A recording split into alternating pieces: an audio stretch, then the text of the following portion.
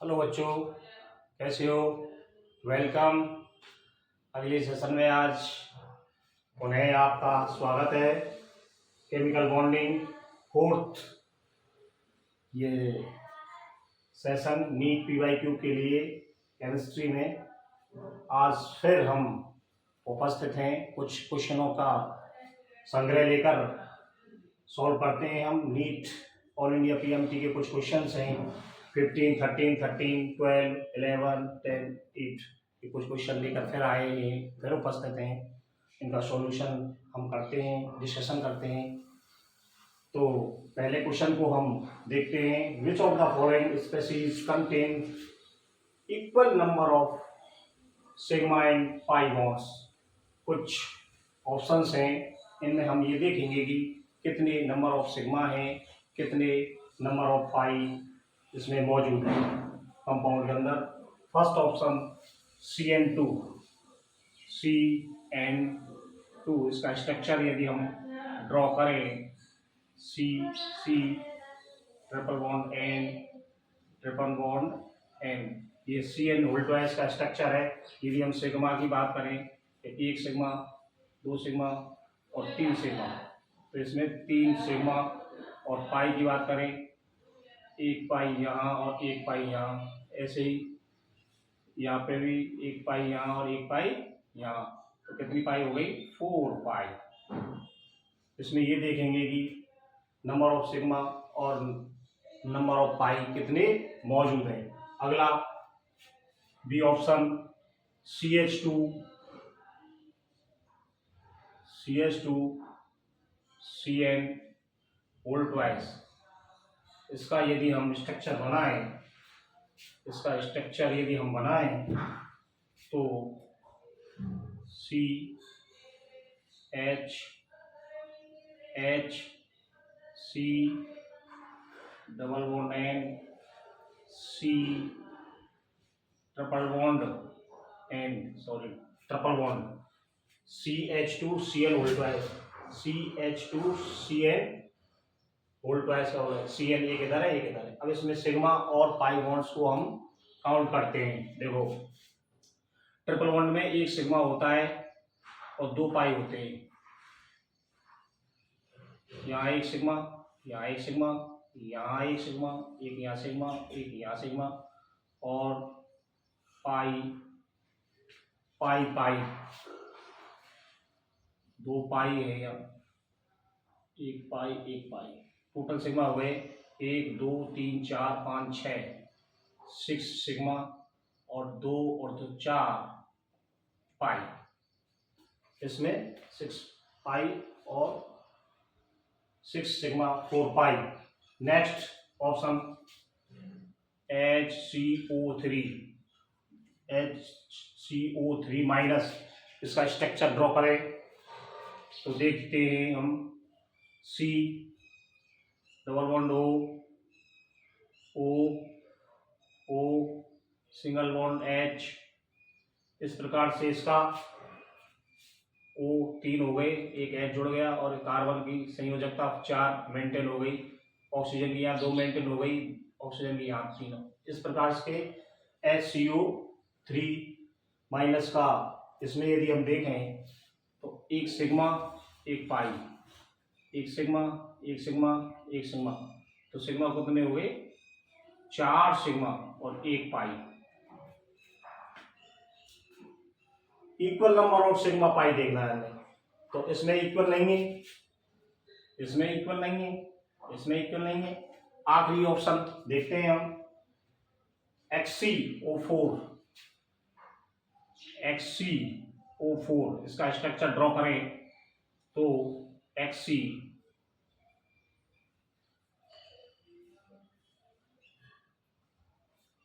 HCO4 का structure कुछ इस प्रकार से आता है, टेट्राहेड्रल।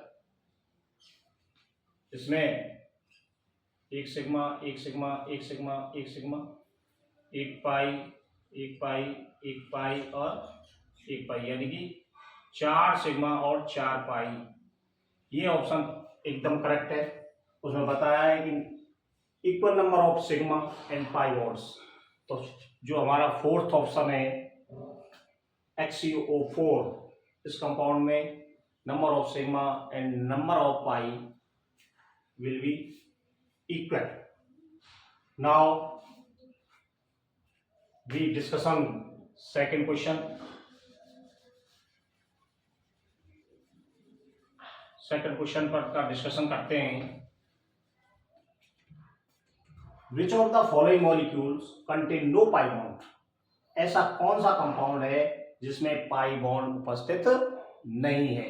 बच्चों ये इंपॉर्टेंट होता है जब किसी चीज का फंडामेंटल जो बिल्कुल क्लियर होते हैं तो निश्चित रूप से सारे आंसर साफ साफ और क्लियरिटी से हमें मिलते हैं. देखो इसमें स्ट्रक्चरों को जानना अति आवश्यक है. किसका स्ट्रक्चर कैसे बनता है. तो हम SO2 की बात करें. SO2, इस SO2 कैसे बनेगा. SO, इस पर 2 लोन पेयर, 1 2 3 4 5 6, एक लोन पेयर उपस्थित रहता है इसमें. क्योंकि सल्फर के ऊपर वैलेंस इलेक्ट्रॉन 6 होते हैं और ऑक्सीजन अपना ये जो वैलेंसी है पूरा कर रहा है. इस टाइप से इसका SO2 मॉलिक्यूल्स का स्ट्रक्चर बनता है. इसमें पाई बॉन्ड्स को यदि हम देखें, नो पाई बॉन्ड देखना है. नो पाई बॉन्ड, इसमें तो पाई बॉन्ड है, 1 सिग्मा 1 पाई और 1 सिग्मा 1 पाई. ये ऑप्शन तो गलत है. नेक्स्ट NO2 का यदि हम स्ट्रक्चर को ड्रॉ करें तो किस प्रकार से आता है. N double bond O coordinate bond इस टाइप से बनता है. 2 और 2 4, एक इस पर ओड इलेक्ट्रॉन उपस्थित होता है. एक स्ट्रक्चर ऐसे सेकंड टाइप से भी इसको ड्रॉ कर सकते हैं. इसमें N double bond O single bond के द्वारा भी दिखाया जा सकता है. इस पर चार्ज करके इस पर प्लस आ जाएगा और एक ओड इलेक्ट्रॉन भी ये स्ट्रक्चर दे सकते हैं. इसमें जो नो पाई बॉन्ड्स के लिए बोला था, लेकिन पाई बॉन्ड इसमें भी मौजूद है क्योंकि इधर डबल बॉन्ड में 1 पाई होता है और 1 सिग्मा, इसमें पाई. इट मीन्स ये ऑप्शन भी हमारा गलत होता है. थर्ड ऑप्शन CO2 की यदि हम बात करें, इसका स्ट्रक्चर ड्रॉ करते हैं हम. C double bond O double bond O, इसमें भी पाई है, 1 सिग्मा 1 पाई, 1 सिग्मा 1 पाई. इसमें भी पाई बॉन्ड मौजूद है. यदि हम H2O यानी कि वाटर की स्ट्रक्चर का ड्रॉ करें, H2O का स्ट्रक्चर होता है H, इसमें 2 लोन पेयर मौजूद होते हैं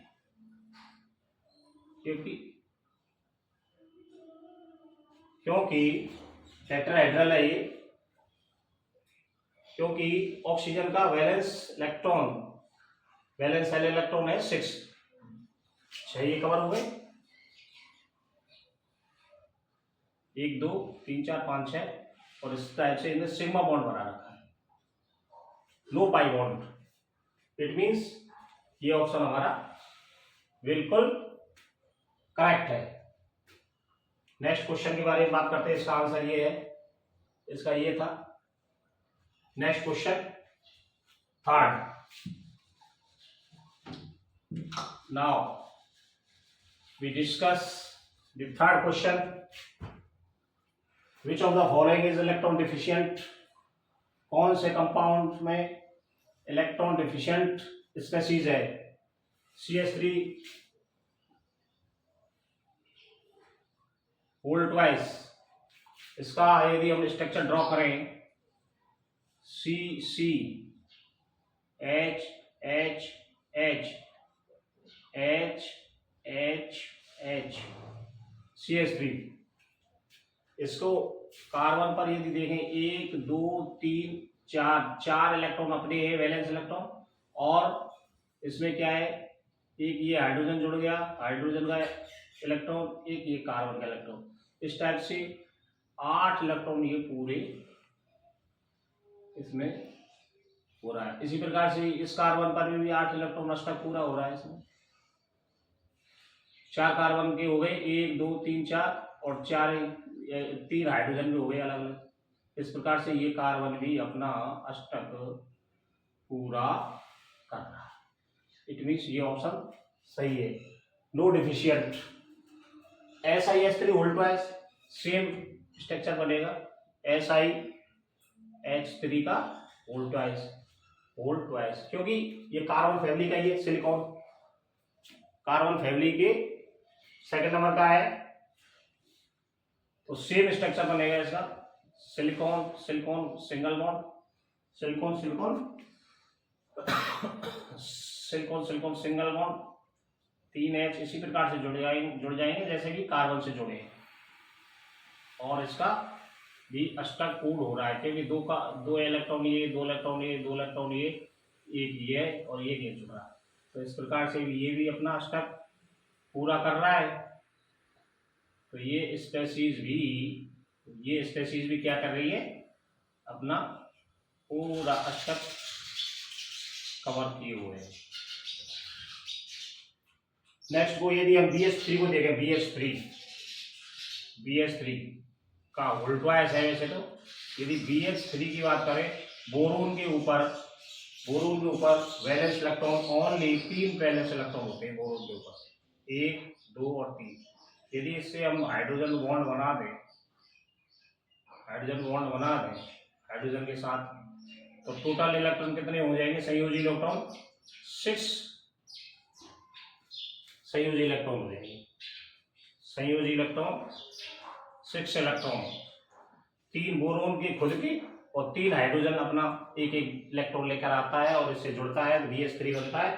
तो इसमें 6 इलेक्ट्रॉन उपस्थित होते हैं, जो कि एक इलेक्ट्रॉन डिफिशियंट कंपाउंड बनाता है। यदि BH3 वोल्टवाइज करता है तो ये डाइमराइजेशन हो जाता है, डाइमर बन जाता है, और डाइमर जब बन जाता है तो इसमें अष्टक ये पूर्ण कर लेता है। लेकिन BH3 के रूप में रहता है तो ये इसमें इलेक्ट्रॉन डिफिशियंट सी दिखती है।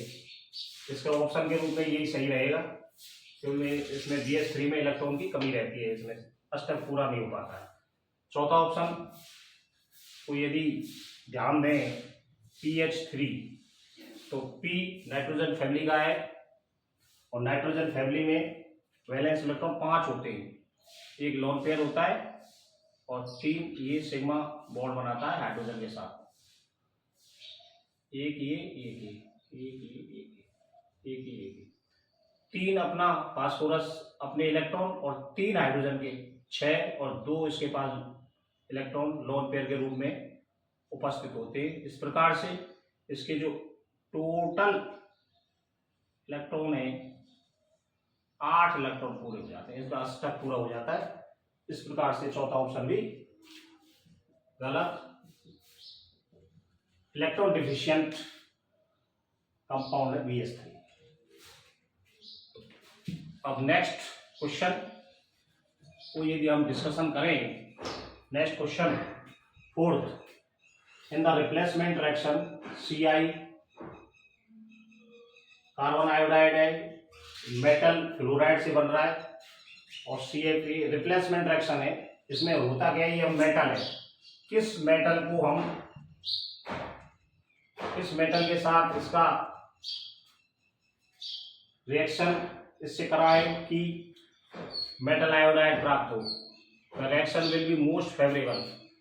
कौन सी रिएक्शन मोस्ट फेवरेबल होगा, देखो इसमें लिथियम, सोडियम, पोटेशियम, रुबिडियम की साइज की यदि हम बात करें, ये एक ही फर्स्ट जो ग्रुप है उसके एटम्स है, ये उसके एलिमेंट है, लिथियम, सोडियम, पोटेशियम, रुबिडियम, यही है।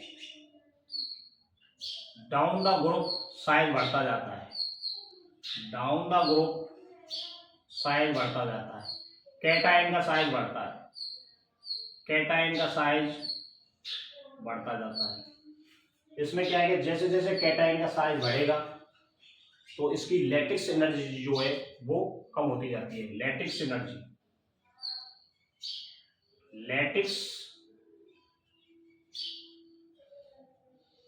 एनर्जी क्या होगी, डाउन होगी। जैसे जैसे लैटेक्स एनर्जी डाउन होगी तो इसका रिएक्शन करने की दर फास्ट हो जाएगी और जो हमारी रिएक्शन है फेवरेबल हो जाएगी, क्योंकि जो रिएक्शन तेज होती है, जल्दी होती है, वही फेवरेबल होती है। तो यहाँ यदि हम रूबिडियम को यूज करें जिसका कि साइज सबसे बड़ा है, लैटेक्स एनर्जी इसकी लो है, तो जो रूबिडियम फ्लोराइड यहाँ यूज करेंगे, यहाँ रूबिडियम फ्लोराइड की रिएक्शन जब करेंगे तो निश्चित रूप से रिएक्शन मोस्ट फेवरेबल होगी। इसमें हमें रूबिडियम आयोडाइड प्राप्त होगा। इसमें क्या होगा, हमें रूबिडियम आयोडाइड, तो इसका आंसर हो जाएगा rubidium. Next question, now discussion. Next, which of the following compound has the lowest melting point? lowest melting point, कौन से कंपाउंड का लोएस्ट मेल्टिंग पॉइंट होगा यदि जिसकी लैटिक्स एनर्जी डाउन होगी। लैटिक्स एनर्जी यानी कि बॉन्ड को तोड़ने के लिए जो आवश्यक एनर्जी की जरूरत होती है वो कम होगी, तो निश्चित रूप से उसका मेल्टिंग पॉइंट भी कम होगा। और इसको देखते हैं हम, calcium fluoride, calcium chloride, calcium bromide और कैल्शियम आयोडाइड, ये 17 ग्रुप में आते हैं, फ्लोरीन, क्लोरीन, ब्रोमीन और आयोडीन। कैल्शियम जो कि इसमें हमारा कैटायन है, और ये हमारे जो हेलोजन्स हैं ये हमारे एनायंस हैं, फ्लोरीन, क्लोरीन, ब्रोमीन, आयोडाइन, ये मेरे क्या है, एनायंस है। यदि हम हजार्स रूल्स की बात करें, हजार्स रूल्स क्या बोलता है, हजार्स रूल, निश्चित रूप से हमने हजार्स रूल्स की डिस्कशन करना पड़ेगा। इसमें कैटायन सेम है, कैटायंस हमारा कैल्शियम है तो ये तो सेम है, तो हमारा जो रिजल्ट आएगा, हमारा जो आंसर आएगा वे एनायंस के आधार पर आएगा। हजार्स रूल के हिसाब से जो एनायंस सबसे बड़ा है, हजार्स रूल के हिसाब से जो एनायंस हमारा सबसे बड़ा है उसमें कोवलेंट करैक्टर डेवलप होगा, और जिसमें कोवलेंट करैक्टर डेवलप होगा और उसी का जो मेल्टिंग पॉइंट है वो डाउन होगा। इट मीन्स ये है आयोडाइड, ये कैटायन सब में समान है। इसमें हम एनायंस के साइज की डिस्कशन करेंगे। एनायन का साइज सबसे बड़ा जो है I2 का है। इट मीन्स इसमें कोवलेंट करैक्टर सबसे ज्यादा इसमें डेवलप होगा, और जिसमें कोवलेंट करैक्टर डेवलपमेंट होगा उसका मेल्टिंग पॉइंट डाउन होता है। It means answer is D, option is correct. Now we discuss next question, 6th question, among the following which one of the highest cation to anion size ratio, क्या मैं ratio पूछ रहा हूं,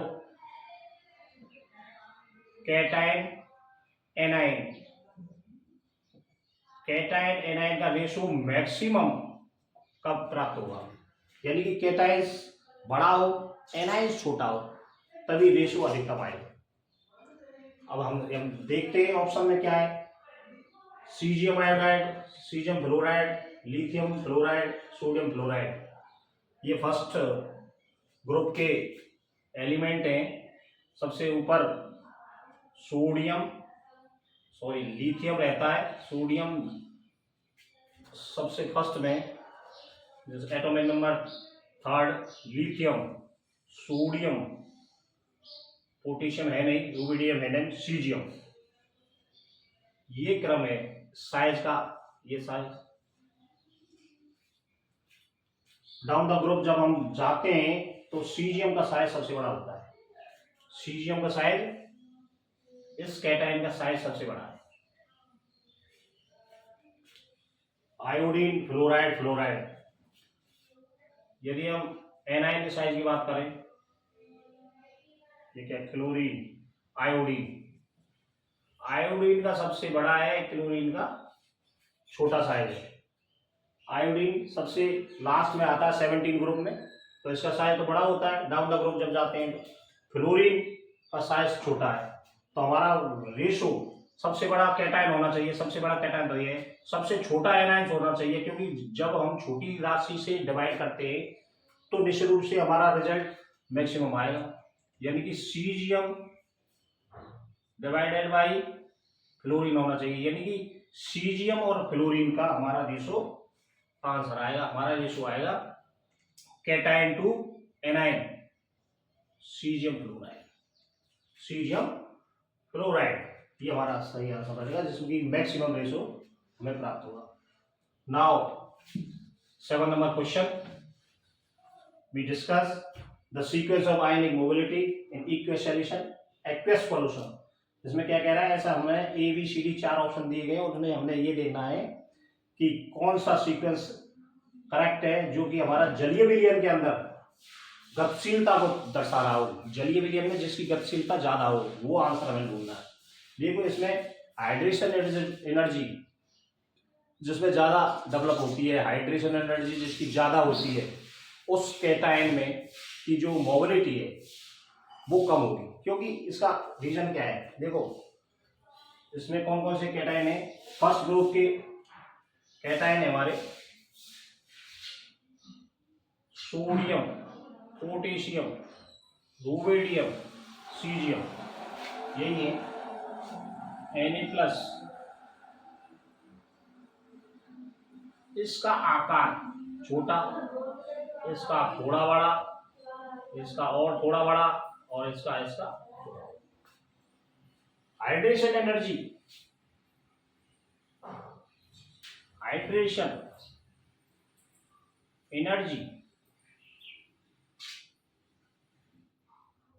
maximum. जो cation size में छोटा होगा उसकी हाइड्रेशन एनर्जी बहुत अधिक होगी, और जहां कैटायन छोटा होगा, जलीय विलयन यानी कि जो वाटर के जो मॉलिक्यूल्स है वो ज्यादा घेरेंगे, और ज्यादा घेरेंगे तो निश्चित रूप से सोडियम की गतिशीलता कम हो जाएगी। इट मीन्स इसमें गतिशीलता अधिकतम हो किसकी होगी, जिसका आकार बड़ा हो। जिस कैटायन का आकार बड़ा होगा उसकी हाइड्रेशन एनर्जी कम होगी, और जब एनर्जी हाइड्रेशन कम होगी तो उसके H2O के जो मॉलिक्यूल्स हैं उसको कम घेरेंगे, कहीं कहीं घेरेंगे, कम घेरेंगे, और उसका घेराव कम होगा। स्ट्राइक हिंड्रेंस, इसको दूसरी हिसाब से कहें हम, इसमें जो हिंड्रेंस है उसमें स्ट्राइक हिंड्रेंस कम होगी, तो इसमें इसका आंसर हो जाएगा सीजियम, रुबिडियम, पोटेशियम, यानी कि सबसे ज़्यादा सीजियम का मोबिलिटी होगी, फिर रुबिडियम की होगी, फिर पोटेशियम की होगी, और लास्ट में लिथियम कैटायन की होगी। इसका ऑप्शन ये हम देंगे सीजियम सबसे ज़्यादा, rubidium, potassium, rubidium. It means C option is the correct. बच्चों इस प्रकार के कुछ क्वेश्चनों का हमने नीट से संबंधित क्वेश्चन है कि नीट से पहले ऑल इंडिया पीएमटी के एग्जामिनेशन हुआ करता था, तो उसके क्वेश्चन हैं ये। तो मैं एक बार पुनः एक बार सलाह देता हूँ, जब भी आप कंपटीशन की तैयारी कर रहे हैं तो ज़्यादा से ज़्यादा पीवाई के क्वेश्चन का रिवाइज करें, ताकि पैटर्न को हम जान सकें कि एग्जाम के अंदर किस प्रकार के पैटर्न पर किस प्रकार के क्वेश्चन बनते हैं, कितने कितने प्रकार के बनते हैं। इनमें साथ ही साथ ये भी मैं बताना चाहूँगा, जितने जितने हम क्वेश्चनों को सॉल्व करते हैं उतने कंसेप्ट हमारे क्लियर होते चले जाते हैं, और हमें एक नई दिशा प्राप्त होती है। इसी के साथ मैं विदा लेता हूँ। Thank you.